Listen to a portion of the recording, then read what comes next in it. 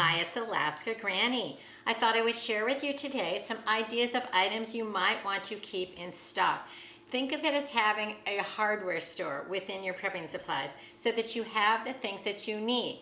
We know we want to have a supply of water, we want to have plenty of food on hand, first aid supplies, but then we also need day-to-day supplies that keep our life running smoothly. We are aware of tariffs, supply chain issues. We just don't really know. We need to also be aware that sometimes supply chain issues are marketing tactics to try to sell us things we don't really need. So look over the things you already have. Think about things that you would have that would be useful to you, and those are the kind of supplies that you want to have on hand.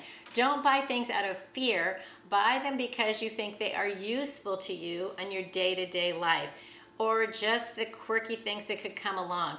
Think about the emergencies that are likely to happen where you live. Do you live where there are earthquakes, tornadoes, hurricanes, winter storms, heat waves? Depending on what happens where you are, that also makes a difference on the supplies that you want to have on hand. So let me just go over some things that I like to have on hand, and I'm making sure that I have those items and I know where they are. They're not useful if we can't find them. Have a supply of clothespins. Of course, you can hang your clothes up to dry. That can save you money, especially in summer months when it's dry, sunny, warm. You can hang your things up to dry. Even in the winter, you can hang them somewhere in the house. They just take a little longer to dry. But these are also great because you can clip food packages closed so that things don't get spilled. I use them on bags of food in the freezer. I use them on bags of food in the pantry. Even things like a bag of, say, carrots in the refrigerator. I clip the top closed. I help make sure that the food is sealed, and then it's not going to get spoiled or spilled or wasted. There are a lot of ways to use clothespins. Those are just two that I like to use them for. If you have other uses for clothespins, put it in the comments below because we love finding new ideas from each other. Maybe you want to pick up an extra sink stopper strainer. I know I've had these that the little black stopper part has fallen off. So I want to have an extra on hand. It's great to be able to use it to stop up the sink if you want to fill it up, wash dishes, wash the dog, soak something.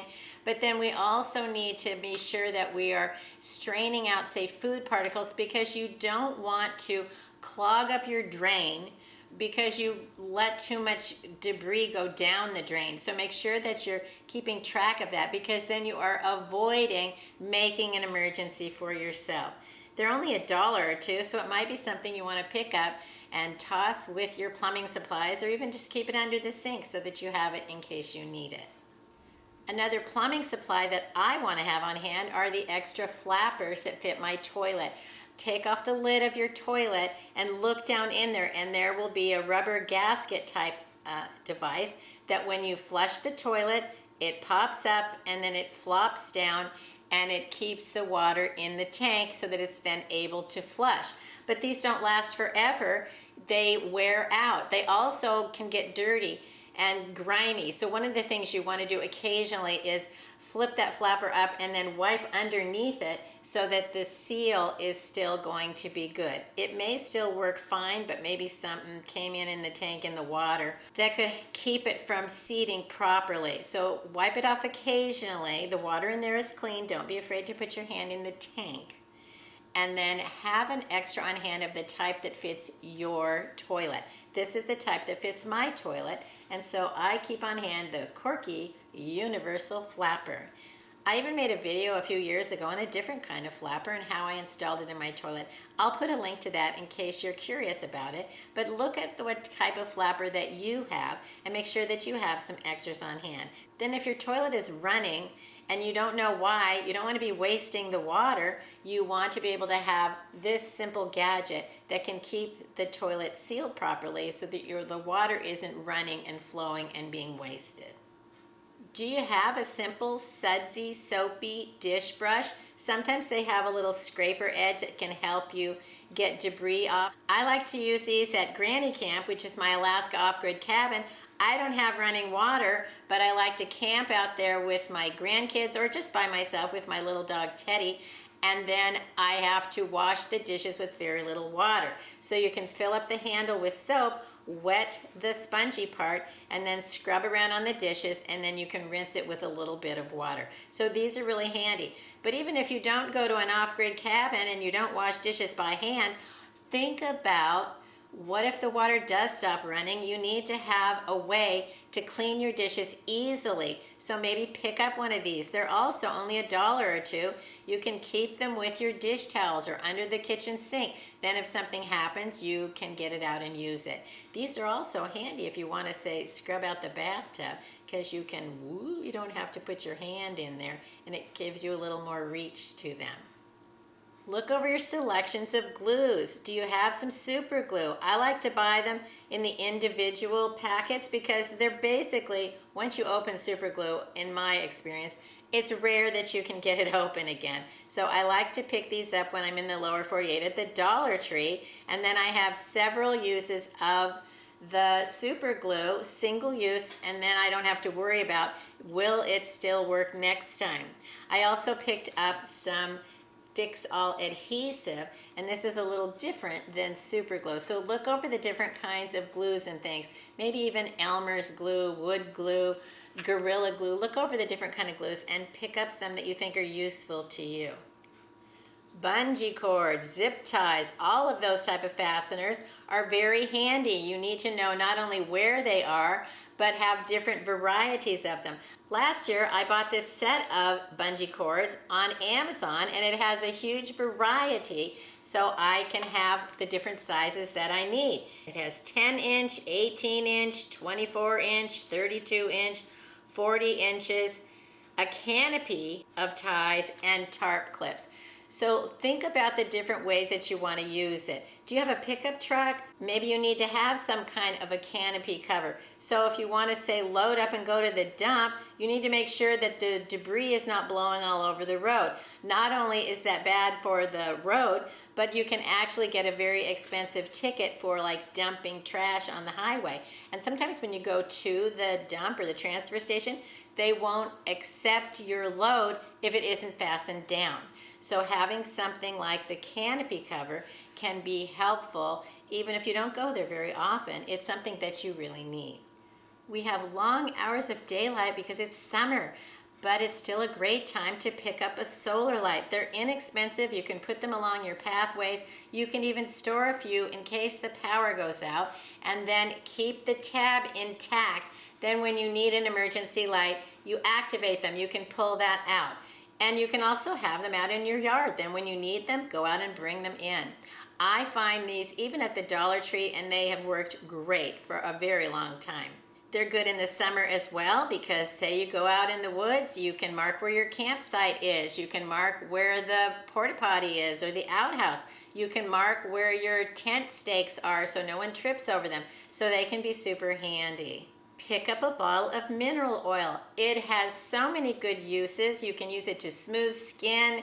You can use it on your baby's bottom for diaper rash. And you know how babies get that cradle cap where their head gets that scaly, the scalp gets scaly skin stuck on it. You can use mineral oil to remove that cradle cap. You rub it on your baby's head, let it soak in for a little while, and then brush it a little bit, and then suds it up with shampoo to get that oil out of your baby's hair.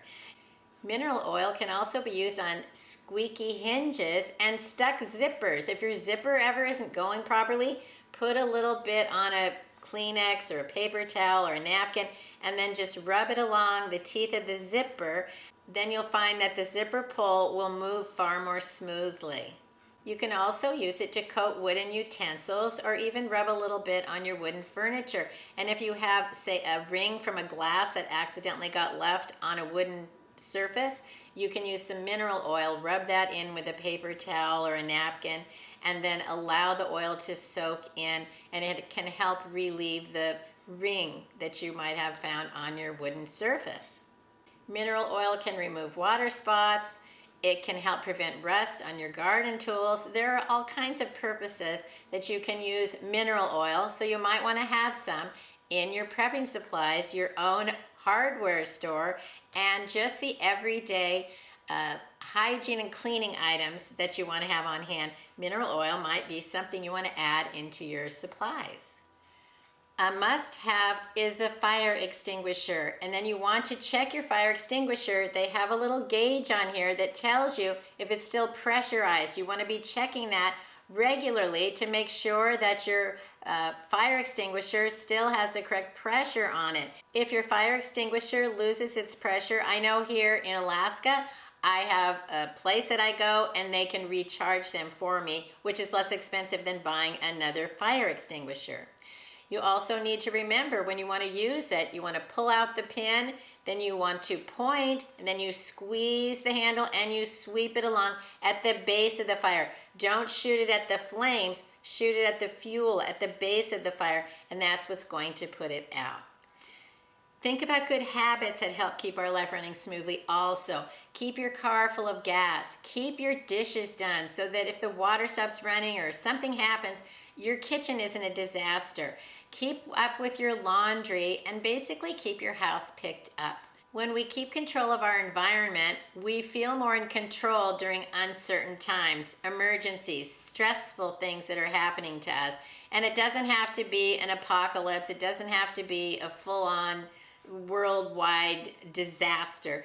It can be just something that happens to you and your family. And that's what prepping is. Lifestyle insurance to keep your life running smoothly. And if you have the things you need, you don't have to panic. You can go into your supplies, wherever they are, make sure you know, and you can get those items, help your life run more smoothly. That's why I'm a prepper. I want every day to be as smooth as possible. Does it mean every day will be the best ever? No, but it can help smooth the way so that it can be as close to perfect as possible. There is no perfection in life, but you get the idea.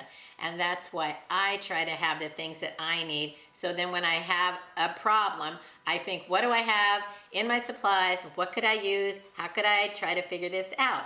And then you don't panic. You get creative. And the more creative you are, the more types of crazy things you have, the bigger ideas you get for how to make your life keep going. Leave it in the comments below. What are some other items you think we need to keep in our stockpile so that we're ready for anything? I hope you like my video, share it. Please subscribe to the Alaska Granny channel.